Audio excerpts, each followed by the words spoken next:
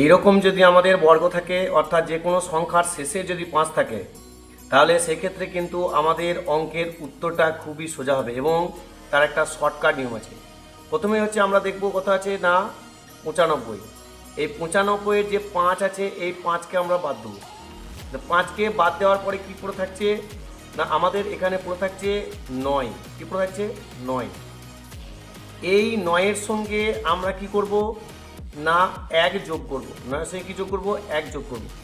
তাহলে আমরা কত পেলাম, এখানে পেলাম আমরা 9 গণিত 9 আর 1 যোগ করে কত পেলাম 10।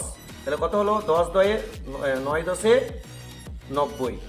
যখনই আমরা 9 10-এ 90 পেলাম আর শেষে যে 5টা বাদ দিয়েছিলাম সেই 5-এর সঙ্গে আমরা গুণ করে দেবো। 5 5-এ কত হলো না 25। আবার একই রকমভাবে এখানে আছে কত আছে আমাদের 85। 85 কী করবো আমরা কাকে বাদ দেবো 5কে বাদ দেবো।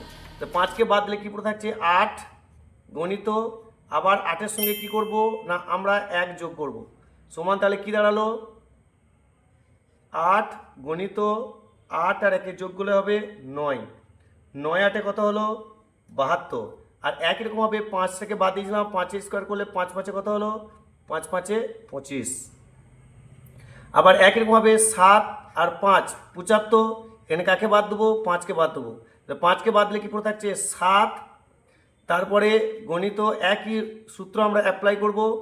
এখানে হচ্ছে 7 যুক্ত 1। তাহলে কত হচ্ছে 7 গণিত 8।